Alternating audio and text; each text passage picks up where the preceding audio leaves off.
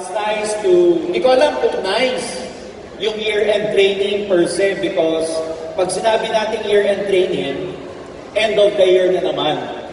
Di ba? I mean, you know, subjective yung year-end training eh. Pwede to some people, it's positive. To some people, it's negative. Kasi pag sinabing year-end, tatapos na naman yung taon, and most probably, some people, they haven't achieved their goals yet. Yung training, isa sa mga paborito natin, yung kick-off training, year-end training, aside from the groups training ng kanya-kanyang team dito. But the truth is, kaya tayo natin ng training probably because we wanted to know what is the secret to success. Like we want to become successful because nakita naman natin yung lifestyle, yung buhay, yung happiness ng mga taong naging achievers ng AIM Global. So, like me, when I was starting in networking, uma-attend ako ng training kasi sa loob-loob ko, para makuha ko yung success or makuha ko yung secret to success ng mga successful na tao. And probably some people here, you thought that there are secrets to success. But let me tell you, wala pong sikreto sa tagumpay.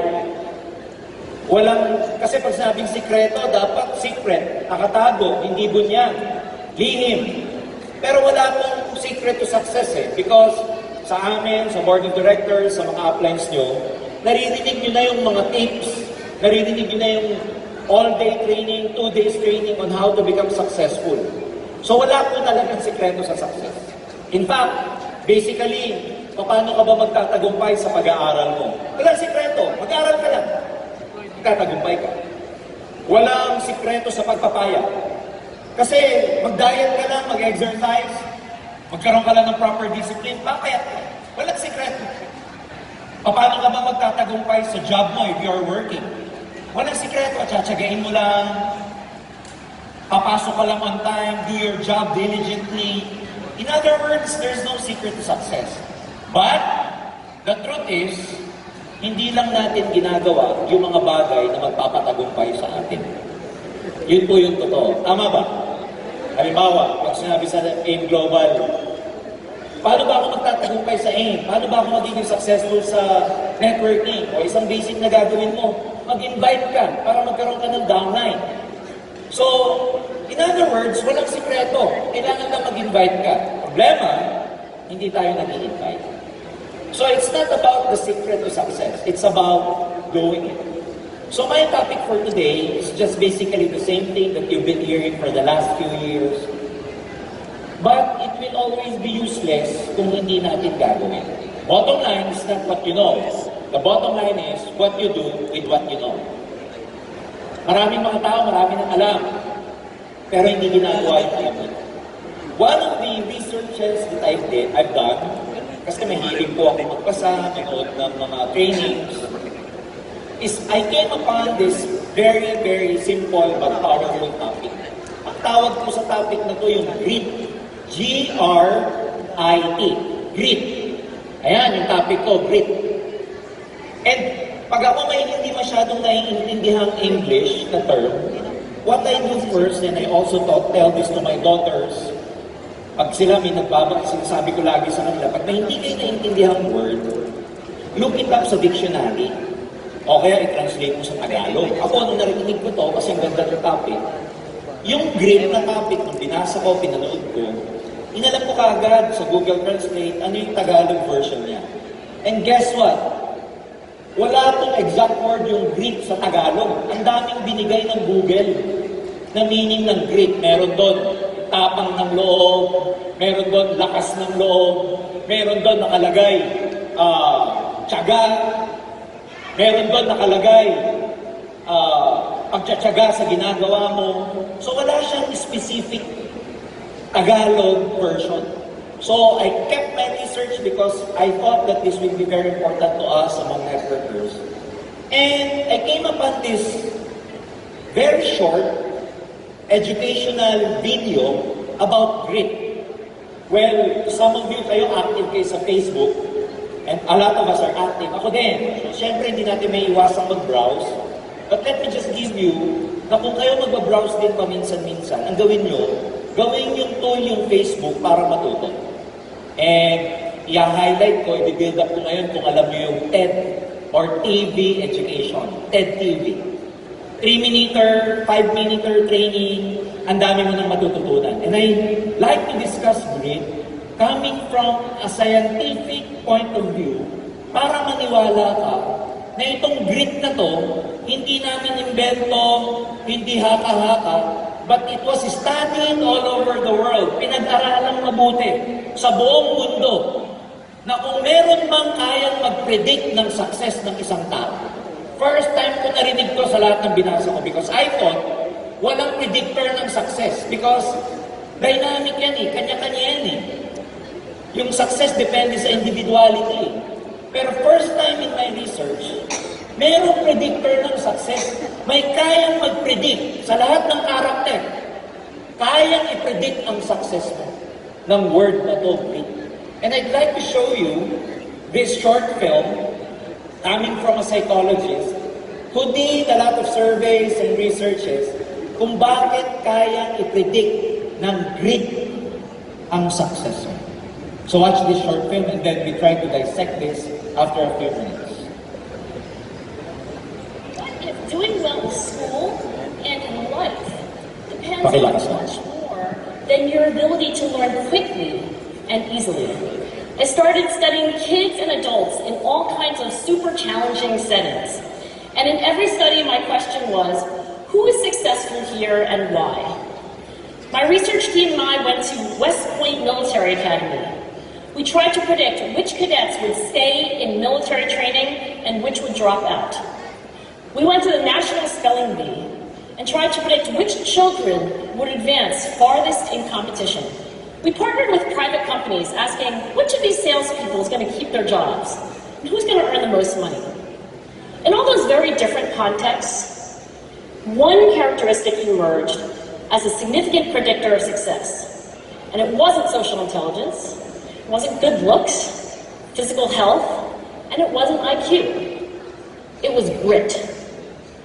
Grit is passion and perseverance for very long-term goals. Grit is having stamina. Grit is sticking with your future, day in, day out, not just for the week, not just for the month, but for years. And working really hard to make that future a reality. A few years ago, I started studying grit in the Chicago public schools. I asked thousands of high school juniors to take grit questionnaires, and then waited around more than a year to see who would graduate. Turns out that grittier kids were significantly more likely to graduate, even when I matched them on every characteristic I could measure. Things like family income, standardized achievement test scores, even how safe kids felt when they were at school. So it's not just at West Point or the National Spelling Bee that grit matters, it's also in school, especially for kids at risk for dropping it. Every day, parents and teachers ask me, how do I build grit in kids? So far, the best idea I've heard about building grit in kids is something called growth mindset. This is an idea developed at Stanford University by Carol Dweck, and it is the belief that the ability to learn is not fixed, that it can change with your effort. Dr. Dweck has shown that when kids read and learn about the brain and how it changes and grows in response to challenge, they're much more likely to persevere when they fail because they don't believe that failure is a permanent condition. So growth mindset is a great idea for building grit, but we need more. We need to take our best ideas, our strongest intuitions, and we need to test them. We need to measure whether we've been successful, and we have to be willing to fail, to be wrong, to start over again with lessons learned. Alright, can we give that yung film na yun a big round of applause? No? So, 3-minute build up ko lang yung TED. Imbis na nanonood kayo lagi ng isumbong mo kay Tulfo, medyo dito na kayo. Because, well, of course, I have nothing against the Tulfos or whatever, but if you're trying to develop yourself, it's more important that you watch things that will help you develop your personality, rather than, indulging in things that do not actually affect you directly. So, yan yung research nyo ngayon yung grit. And ito kaya ako gustong ipakita because hindi na galing sa akin. Galing na sa psychologist. So, i-dissect natin paunti-unti. Ano yung sabi niya? May isang karakteristik sa lahat ng research nila na kayang mag-predict kung magtatagumpay ka o hindi. Ngayon, kung alam mo magtatagumpay ka, gaganahan ka ba? May excite ka ba? Hindi ka na magdudula kasi may predictor, may kayang magsabi. Sa lahat ng yan, hindi daw yung social intelligence, yung galing mong makisama. Well, kasama yun sa research nila. Pero hindi kaya mag-predict ng social intelligence ng success. Yung pakikisama, pakikitungo, okay yun, pero hindi pa rin siya significant predictor of success. It's not even your good looks. Maganda ka, gwapo ka, physically fit ka. It's not even your IQ o magaling ka. So hindi na ngayon magaling ka, magtatagumpay ka. Kasi totoo naman, marami kong magaling. Maraming matatalino. So it's not good looks, physical health, and it wasn't IQ. It was grit. Yung grit, by definition, grit is passion and perseverance. Tiyaga, tibay ng loob for very long-term goals. Pangmatagalan na pangarap. Grit is stamina. Yung tatagal ka ba? Yung bang, kaya mo bang matagalan yung pinaghihirapan mo, yung pinagdadaanan mo? Yun yung grit. Grit, ladies and gentlemen, is sticking with your future day in and day out. Hindi na bago to. Narinig nyo na sa akin, gano'n sila magpuya. Hindi kumakain. Day in, day out, laging humahataw. Ang tawag pala doon, grit. Hindi na bago kasi, not just for the month. Hindi nyo narinig dito sa aim na naging milyonaryo po ako 1 month lang. Naging GA po ako 2 months na. Laging long term. Laging ang pinag-uusapan dito taon. Kaya mga kaibigan, hindi po totoo yung success na pangmadalian lang katulad ng naririnig natin sa labas ngayon. A lot of people, especially our competitors, are telling us, hindi ka nasisikat dyan sa AIM, matagal na sa AIM, matagal ka na. Matagal na ang AIM Global, matatagalan ka ng mag-succeed, matatagalan ka ng mag-top distributor dyan. You do not believe in this kind of tricks, ladies and gentlemen, because the truth is, ang success, pangmatagalan, hindi siya binibilang ng buwan lang, ng weeks lang. Kaya kung ikaw ay medyo natatagalan, it's okay. Kasi nasa tamang direction ka, kasi tama yung opportunity na meron ka. Bakit tama? Kasi hindi pang madalian. Because if it's easy, sabi nga, di sana lahat successful na. If everything is easy, if it's easy to be great, then a lot of us would have been great by now. It's about working really hard to make that future a reality. So bago ko iwan to, gusto ko lang sabihin na tsagain mo lang.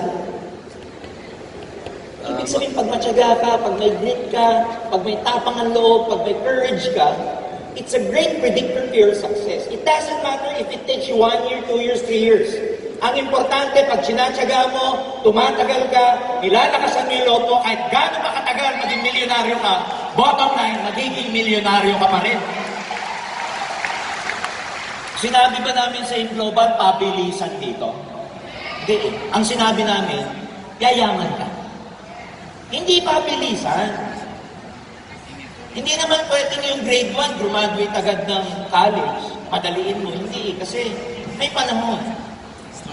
So ladies and gentlemen, if there's one thing, one character you have to develop, yung grit, ibay ng loob, yung tiyaga, perseverance, the passion, the stamina.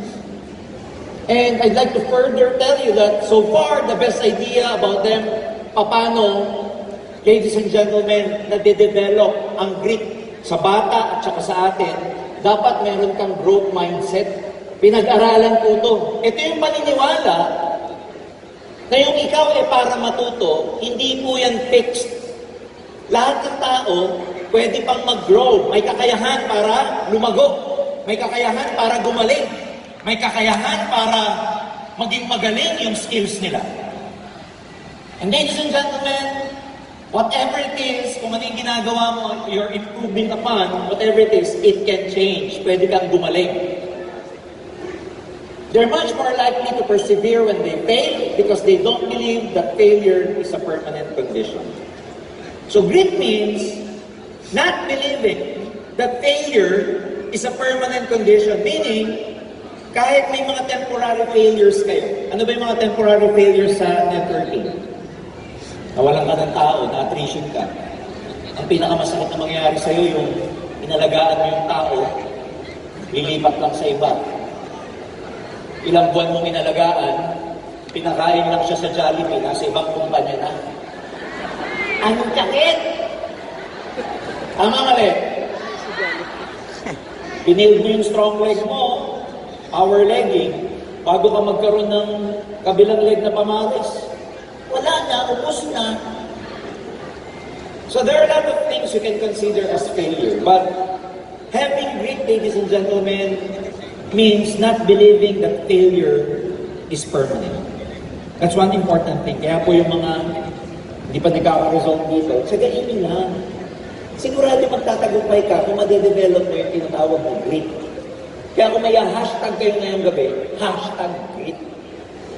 Pag tinanong ka, ano yung training nyo ngayon, it's about grit. Pag tinanong ano yung grit, sabihin mo sa kanya, dahil hindi ka umaten, ang ibig sabihin ng grit, bumate. Grit. Ha? So mamaya, i-share ko sa inyo paano ma-develop yung grit based on my research and interview with some of the best, with some of the best distributors.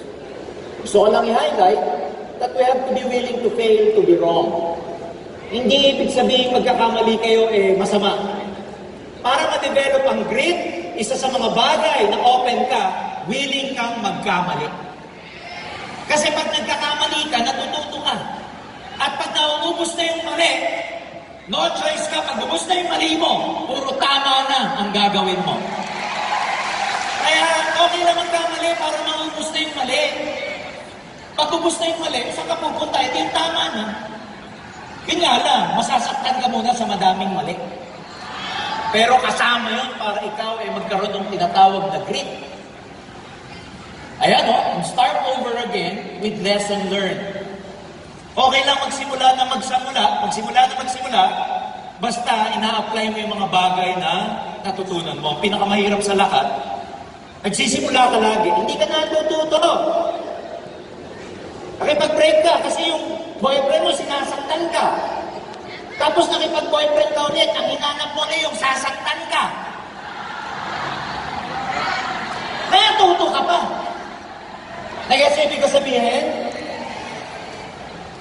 So, syempre, if there are failed relationships next time, dapat you are wiser. Pag nawalan ka ng leader, next time na may dumating na tao, you should be wiser in terms of taking care of people.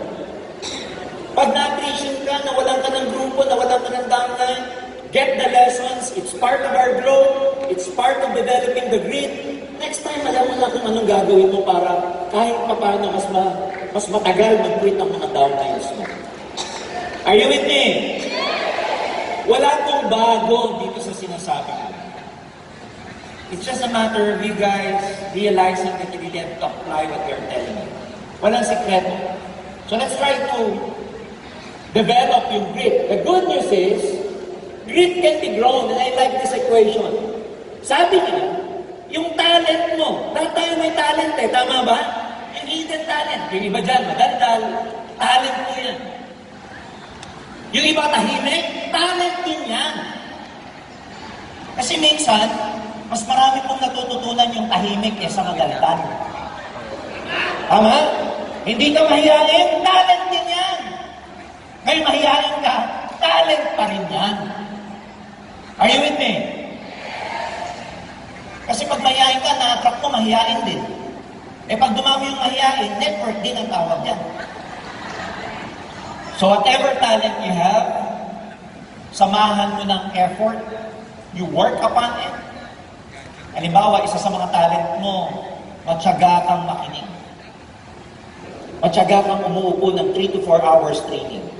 Samahan mo ng effort para yung mga natututunan mo, i-apply mo, then what happens pag yung natututunan mo, ina-apply mo? Natutunan ko, ina-apply ko. Yung natutunan ko, pinagtyagaan ko. Ano nangyayari sa natututunan mo? Nagiging skills. Halin ka, samahan mo ng tiyaga, nagiging skills. Ito maganda. Pag yung skills, dinidevelop mo pa ng i-develop, what happens? Nagiging achievement. Babalik ko sa inyo. Ibabalik ko sa inyo, madali lang intindihin to. Kung wala kang skills, kulang ang effort. Pero kung may skills ka at wala kang pang achievement na nagagawa, kulang pa ang effort. Kasi sa dalawang equation na to, ang common denominator, yung tinatawag na effort. So ngayon, pag may mga question, kasi maraming distributor, magtatanong sa upline, ginagawa ko naman lahat eh. Ba't wala pa rin nangyayari? Yun ang akala mo, ginagawa mo lahat. Pero the truth is, you are not doing everything. Gina-justify mo lang yung situation mo whenever you say you are doing everything. But the truth is, kulang pa yung effort na ginagawa mo. Are you with me? So, ulitin ko. Kung underachiever ka, hindi mo pa nakukuha yung mga goals mo, kahit may skills ka, i-couple mo pa ng mas marami pang skills. Couple mo pa ng mas marami pang effort. Todo pa. Now, when you work on your talents, you create the skills to success. Sinabi ko na ito. When you work on your skills, pag pinagagaling mo yung sarili mo, pag ini-enhance mo yung skills mo, pag tinatahasan mo, hinohone mo yung skills mo, you become an achiever. Yung pinakita sa inyo kanina ni Sir Miko, bakit ang gagaling nung naging hiwa? Bakit ang gagaling nila? Palagay nyo. Dahil matagal na sila sa ginagawa nila. Subukan mo yung naghihiwa doon mamayang gabi, gayahin mo siya. Tignan natin yung mga daliri mo ang nandun na sa... Tama ba? Subukan mo yung mga naghahagis ng gadon sa mantika. Papalayo na ng papalayo sa kusina nyo. You'll probably get an accident if you do that. Meaning, yung mga tao yun, ang gagaling na kasi, they work on their skills over a period of time.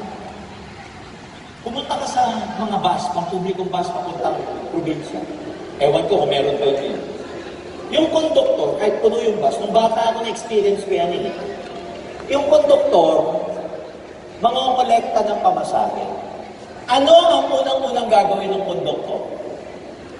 Pag mangongolekta ng pamasahe, noong mga panahon natin, panahon nyo, Coach. Ay, naku, Coach, palagpagan nyo po si Coach John Guy, birthday ngayon. Immaculate Conception po. December 8, ka-birthday niya yung kapatid ko kasi, Coach. Nung araw, pag yung konduktor, mangongolekta, ang gagawin nun, hindi mangongolekta ng paisa-isa. Mula sa una, 10 kayo. Kayo po. Sir, kayo po. Hanggang doon sa dulo, kayo po. Kayo. Hanggang doon, sabihin mo na 50 kami. Pagdating sa dulo, ilalabas yung gustong-gusto ko yun eh. Yung parang ticket na makapal. Tapos may pambutas siya. Tak. Nung bata ko, gustong-gusto ko magkaroon ng gano'n. Hindi ako nagpipino yung tak. Ang tagal na sa likod ng bus. Tak. Tagal na. Pagkatapos niya, nagagawin. Isa-isa siyang babalik doon sa tinanong niya. And amazingly, lahat ng tinanong niya, pag sinabi niya, pag ibinigay niya yung ticket, sakto kung saan lugar yung mga tinanong niya. Imagine 50 yun, na-memorize. Paano ginagawa ng konduktor? Simple lang. Matagal na po sila sa ginagawa. They work on their skills. Gusto mong gumaling sa ginagawa mo? Isa sa mga gagalingan mo sa buong mundo, kung ang pinili mong field is networking, yung pinatawag na networking skills. Kung itsatsagain kayo para pagalingin yung networking skills, invitation, recruiting, following up, presentation, organizing, selling, making a sale, finding customers, yan yung mga skills na dapat mong sinatsaga. And unless ma-develop mo yan, mga kaibigan, hindi ka makaka-develop ng malaking income. I'm sorry. In these two equations, the work counts twice. Ano yung work dyan? Yung effort. Grit is the great multiplier. Pag sabing great multiplier, dumodoble, dumitriple. lalong gumaganda, bumibilis ang result natin. So why not get to work on growing your own grit? Never complain, never give up, and just simply do it. Those who fail in this business, I mean those hindi nakakakuha ng achievement, hindi na po-promote, are people na hindi nila na-develop yung tinatawag ko tiyaga, hindi na-develop yung grit. So kung kumpleto ka na ngayon sa knowledge, may skills ka na, work on your own grit. Hindi ko naman sinasabi yung mga nag-quit, wala silang grit. Maybe they did their part as well, in fairness to them. But the truth is, if you want to really become successful here, quitting should never be an option. Dapat wala na sa vocabulary niyo yung quitting. Dapat pagka gusto niyo na mag-quit, sinasabi ng utak mo, mag-quit ka na, nahihilo ka na dapat. Kasi hindi pinapayagan ng sistema mo na mag-quit ka. So erase it from your vocabulary from now on. So how do you develop the right skills? Kasi skills ang pinag-uusapan natin. Paano gumaling yung mga video kanina ni Miko? Naghihiwa, naghahagis ng... madami yun eh sa YouTube pag pinanood nyo. Yung meron pa nga ako nakita yung semento, nagpapasahan ng semento yung hollow blocks. Ang gagaling nila. Pero ang totoo nun, matagal na kasi nilang ginagawa, yung ginagawa nila, kaya sila ganon. And sa buhay, mamaya malalaman nyo, your success will be determined by your skills. Kaya dapat pinagagaling mo yung sarili mo sa networking skills. So ano yung mga principles behind it? Law of sowing and reaping. Tanim ng tanim ng tanim. It always will if you keep sowing. Gagaling at gagaling ka pag lagi mo binibigyan ng oras, panahon para matuto ka and i-apply yung natututunan mo. Can you say apply? Apply! Kasi yung alam natin, hindi enough.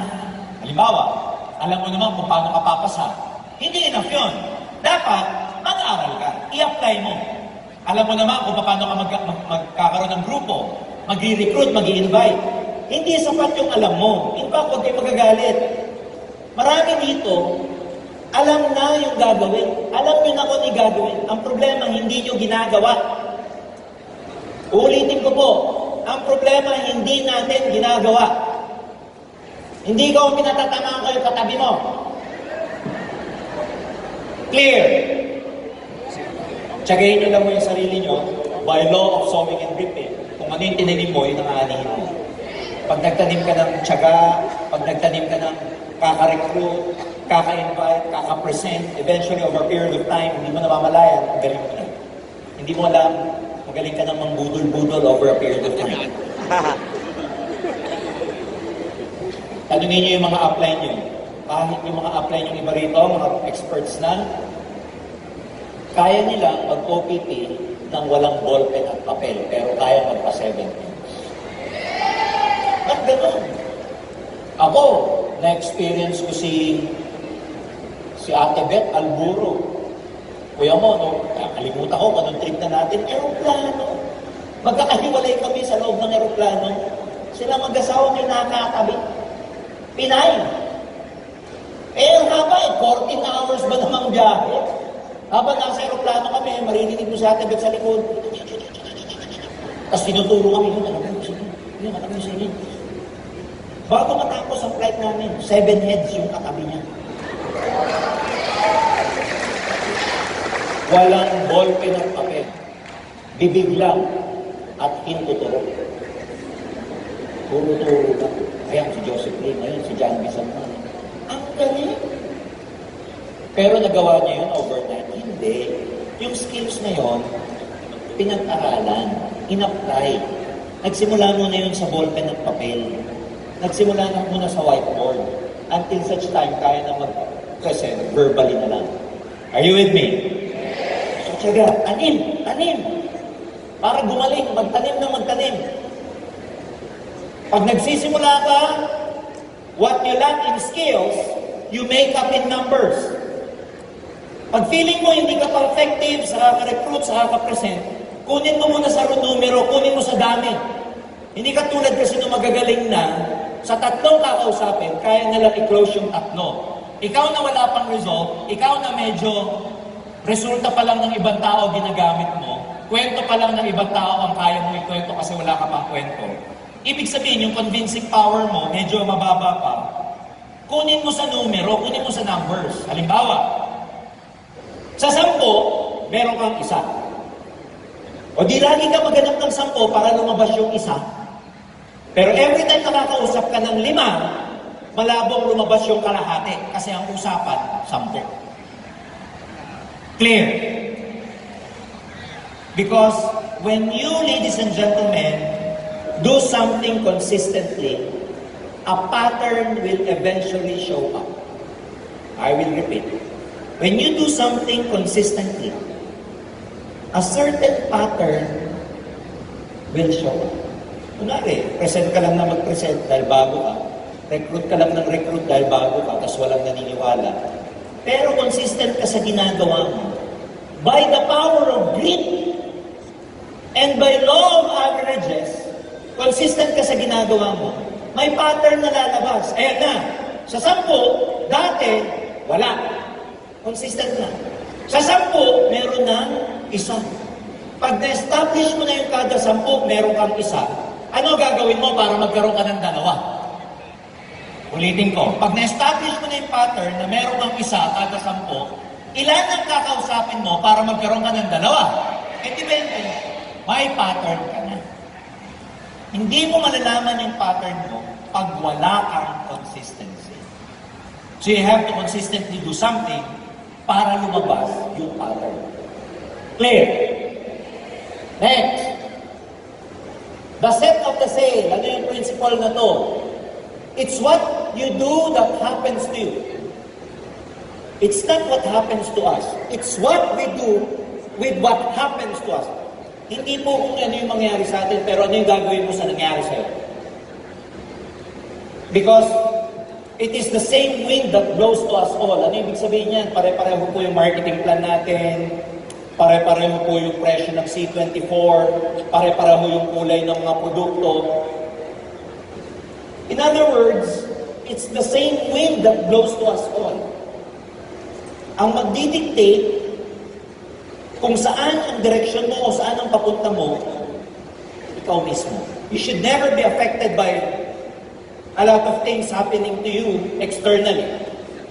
Hindi natin makokontrol yung nangyayari sa labas natin. Hindi mo makokontrol ang tao pag nag-quit. Matagal na po ako nag-network, pero kahit gano'n yung kamahalin, yung downline nyo, pag gusto nang umalis, aalis na. Kaya ginawa ko naman lahat eh. Bigyan ko ng, believe me, hindi mo kayang kontrolin kasi ang ibang tao. We can only influence them. If they want to change, they want to replace, they want to change companies, they want to leave you, wala kang magagawa. Wala kang magagawa sa gagawin nila, pero may magagawa ka sa sarili mo. Pag iniwan ka, di hanap ka ng iba. Pag iniwan ka, di mag-move on ka. Ang hirap kasi sa maraming tao, iniwan ka na, ayaw mo pang mag-move on. Tinitignan mo pa rin yung profile picture niya. Ayaw na nga sa'yo. Ayaw mo mag-move on eh. Pag ayaw na, move on. Marami kasi dito, pag ayaw na, ito sasabihin sa sarili, hindi ko kaya. Di madala doon. Mamamatay ako. Pag ayaw na, move on. Question. Ito, direct question ko. Pag nawalan ka ba ng tao, nag-quit ba downline mo, ibig sabihin nun, hindi ka na magtatagumpay. Ulitin ko Pag nag-iba bang networking yung boyfriend mo, yung girlfriend mo, iniwan ka, nawala ka ng downline, bumagsak check mo, na-attrition ka, ibig sabihin nun, hindi ka na ba magtatagumpay o magtatagumpay ka pa rin? Wala sa nangyari sa'yo. Kundi anong gagawin mo sa nangyari sa'yo. It's not what happens to you. Anong gagawin mo sa nangyari sa'yo? Hindi yung, kasi kaya ako nag-quit, wala ang downline ko Excuse yan. Ibig sabihin yung external na nangyari ang nag-dictate ng decision mo. It's not your own say. Hindi yung sarili mong timon. Alam mo yung timon? Sa Tagalog, rudder. Sa English, timon. Ama, sa Tagalog, brother, sa English, timon. Ikaw yung timon, ikaw nagdidikte. So again, please, kaya ako sinasabi sa inyo ito, next year will be very, very competitive. There will be a lot of companies coming out. They will pretend that, ladies and gentlemen, they will not actually pretend. They will present their business as much easier than ours. We are trying to prepare you. Do not settle for easier things. Because mas madali, mas walang value. Sir, mahirap sa aim. Wala na akong makuha. It's okay. Kaya ko to dahil may grit ako. Magtatagumpay ako sa aim kasi mayroon akong grit. Pag tinanong ng ibang networker, ano yung grit? Sabihin mo, bate! Di ka kasi umattend ng academy namin, ng year-end training. But whatever you tell me na mahirap ang aim, 13 years na, hirap mag-recruit, at whatever you tell me, your plan is easier, I won't join you. Why? Because I can become successful in aim because I have grit. Ang bagay dyan sa company mong mas madali ang marketing plan, ang bagay dyan, yung walang grit.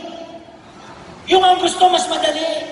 Yung walang mga tiyaga, pasensya na. Kaming mga taga-aim global, matyatsyaga kami. Kaya dito, kahit matagal na kami, kahit mas madali pa yan, ayoko yan kasi ayoko ng madali. Gusto ko challenging. Pag nagbuhat ka sa gym ng magaan, di lalaki ang muscle mo. Kailangan mabigat. So pag nire-recruit kayo ng mas madali, i-train nyo sila na mas maganda ang mahirap kaysa sa madali. Di mo, di ka nga i-train kita, mali training sa'yo eh. Are you with me? Bakit ako yan? Direct. Ayan man, ayan. Develop new skills. Sabihin nyo, new skills. Laying the foundation of entrepreneurial career. Ano ibig sabihin yan? Again, one of the highest paid entrepreneurs all over the world, one of the highest paid professionals all over the world are network marketers. Kaya dapat ang tingin nyo dito, entrepreneurial career. You just need the right foundation. And yung foundation na yun yung skills mo para makatulong sa ibang tao. Kasi building organization means serving other people. And the moment you step into the ground of serving other people, sabi nila, hindi galing sa akin, and I quote, the moment you step into the round of being of service, yung tumutulong ka sa ibang tao, ladies and gentlemen, service to other people leads to greatness. Yun daw pala yun. Pag ikaw daw the moment na nag-decide ka na tulungan yung downline mo, makuha yung pangarap niya, hindi na about kitaan ang intention mo, pero gusto mong baguhin yung buhay niya, it leads to greatness. Kaya, mga kaibigan, may mga kaibigan akong networkers, wala na sa mundong to. Our very own late Francis Miguel, wala na siya. Pero immortal ang naging pangalan ni Sir Francis. Hanggang ngayon, hindi natin makakalimutan karamihan. Why? Because ladies and gentlemen, siya, by helping us, mentoring us, by teaching us, he became great because of what he did. And because of that, he became immortal. Immortal na yun. Akala natin, mortal ang katawan, pero yung pangalan, pag maganda ginawa mo sa mundong to, hindi pala mawawala. Pero pag hindi maganda ginawa mo sa mundong to, wala na agad yung pangalan mo. Matandaan ka man, pangit ang impression niyo. Hindi greatness, wickedness. How do you want to be remembered when your time is up, ladies and gentlemen? There are only two things. It would be great. You will be remembered as, about your greatness, or you will be remembered about your wickedness. Nasa tamang opportunity na po tayo. And that is alliance. Huwag mo nang pakakawalan to kasi nahihirapan mo. And the only character na magpipredict ng future mo, na magtatagumpay ka kahit nahihirapan ka, yung grit mo. Again, #grit. Ito yung mga skills, alam niyo na to. Sabi na rin Sir Arnel kanina. Let's take a picture. Kung hindi pa kayo magaling sa mga to, Kasi ang future mo nakadepend kung gaano ka kahusay sa mga bagay na to. Sometimes we expect millions, pero hindi naman tayo bagay sa millions kasi wala pa tayong ganitong skills. Yung gusto mo dapat, bumagay ka rin sa husay mo. So dapat maging mahusay ka sa ginagawa mo. Are you with me? Husayan mo sa pag-invite, husayan mo sa pagre-recruit, sa pagpe-present, sa pagpapanap, sa pag-organize, sa pag-communicate, sa pag-inspire, pag-motivate sa ibang tao. Husayan mo. Sir, paano ko huhusay? Lagi mong gawin. Gagaling ka. Pagka lagi mo lang naatenan, pinanonood, hindi ka gagaling. Gawin mo para gumaling ka. Hanggat hindi mo ginagawa, hindi ka gagaling. Working together means organizing. If 2 or 3 agree on a common purpose, it's even biblical, nothing is impossible. That's why you have to really work hard to build your organization. Because you can actually get many, many big things pag may organization ka, pero pag mag-isa ka lang, hindi mo makukuha yung mga Millionaire Circle, Global Ambassador, US Street, etc. Some of the skills that you really have to master. Train, teach, and of course, the ability to inspire. Ayan o, magkaiba yung graph, magkaiba yung drawing ng train and teach. Train more or less, karamihan, hindi personal ang training. It's in seminar room, nag-train ka ng grupo mo. But when you teach, it becomes personalized. Kaya magkaiba, tingnan yung teach, one-on-one. Sa networking, pag sinabing train, pang malakihan. When you say teach your downlines, it becomes more personalized. Clear? So kahit mag-isa pa lang ang downline mo, 3 buwan ka na, mag-practice ka ng mag-teach. Pag-practicean mo na. Ang maganda, pag may kinakausap ka, pati ikaw, pati siya natututo. Like now, pag nagte-train kami, hindi lang kayo natututo, pati ako natututo kasi before this training, I read books. I watched TED TVs. Ako muna yung natuto bago ko pinapasa sa inyo. Are you with me? So ang maganda pag nagtuturo ka, natututo ka din.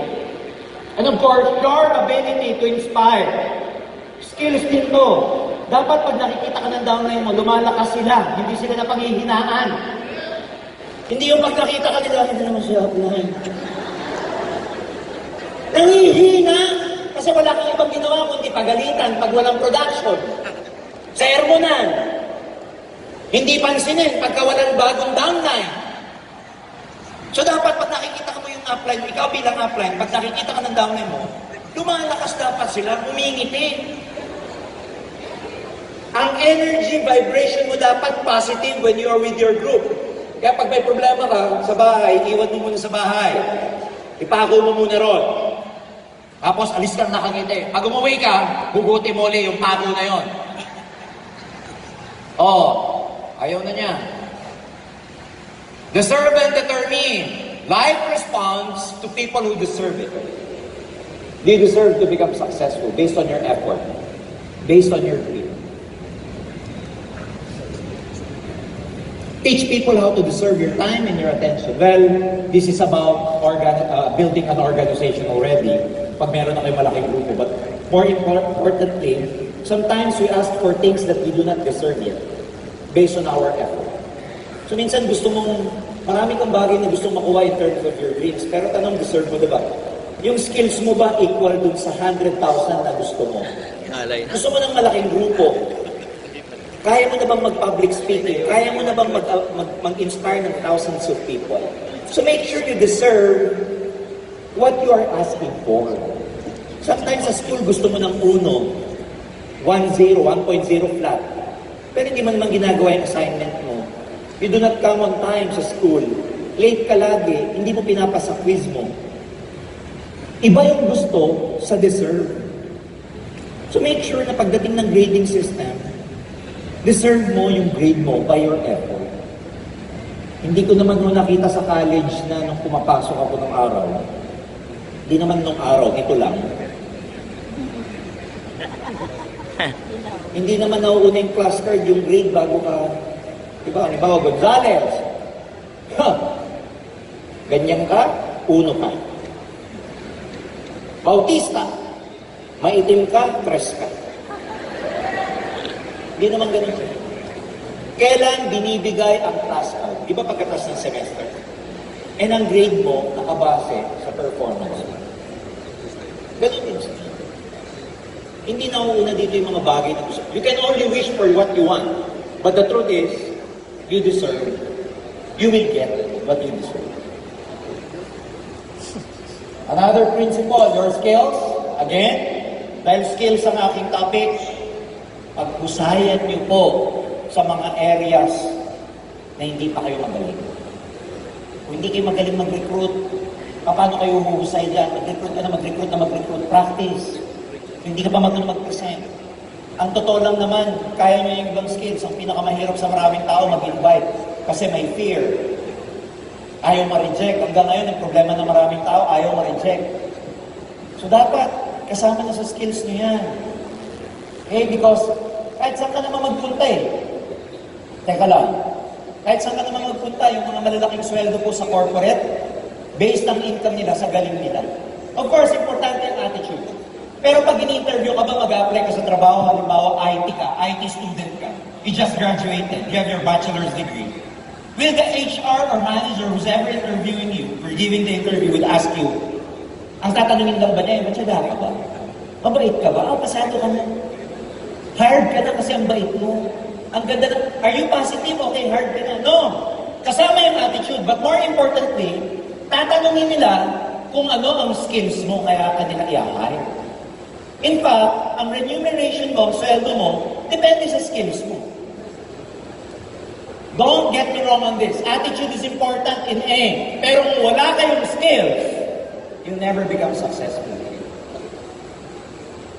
Dapat marunong kayo mag-recruit, marunong kayo mag-invite, marunong kayo mag-answer ng objection, marunong kayo mag-present, marunong kayo mag-public speaking.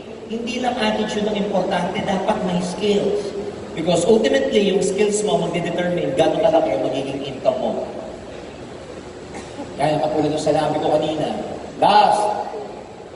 May last topic. Husayan mo sa ginagawa mo, and how do you do that? Topic din ni Sir Arnelto, mastery kanina. This is just a supplement. Number 1, you value learning over money when you're starting. Again, pag nagsisimula kayo, laying the foundation of your entrepreneurial career, ladies and gentlemen, value learning over money. Mas importante yung matututo kesa kumita. Okay lang, hindi kayo kumita ngayong 2019, basta natuto kayo. Ang problema sa lahat, hindi ka na kumita, hindi ka ba natuto? Kawawa ka! Keep expanding your horizons. Makipagkilala, mag-network. Keep expanding your horizons, read books, watch motivational videos. Be friends with top distributors. Huwag ka masyadong inclusive, huwag ka masyadong exclusive. Yung kayo lang, grupo nyo lang mo. Expand your horizon, learn from other groups, learn from other sources. Revert the feeling of inferiority. Para kanino to? Para to sa mga magagaling na. You want to master something? Always tell yourself, I'm not good. I'm not good enough. Kulang pa ako. Kailangan mo pa matuto. Lagi mo dapat feeling inferior ka. Because the moment you feel that you're superior at alam mo na lahat, then ladies and gentlemen, you will never learn anything anymore. Revert back. Bumalik ka sa pagiging bata na hindi ka marunong. Move towards resistance and pain. Kahit nahirapan, move forward. Kahit may resistance, tuloy. Kahit matsakit, hanap. Kahit may rejection, tuloy. Kahit iniwan, hanap ng kapalit. Pag may nawala, may kapalit. Ha? Sanayin mo yung sarili mo sa failure. Ano sabi kanina dun sa TED TV? Diba dapat naka-mindset ka na failure is never permanent. If you want to become successful, part ng cycle natin yan. Part ng buhay natin yan. And last, combine the why and the how. You must know why you are here But more importantly, you must have the skills. Yung how is a matter of your skills. Yung why is your motivation. Again, why is your motivation? How is the skills. So hindi importante yung why lang. Dapat alam mo paano gawin yung negosyo. And last, bakit ka gagaling pag ginagawa mo ang isang bagay ng patuloy-tuloy? Because you will advance through trial and error. Malalaman mo kung yung mali, yung tama, mali, tama. Eventually, yung mistakes. When you run out of mistakes, eventually, pag ubus na ang mali mo, puro tama na ang mangyayari sa'yo. At ikaw ay, of course, magtatagumpay. My time is up, ladies and gentlemen. Year-end na ulit. We'll be very happy to assist you this coming 2020. Kami po sa Management, Board of Directors, together with your upline, kakampi nyo kami sa tagumpay ninyo. Maraming salamat. Thank you.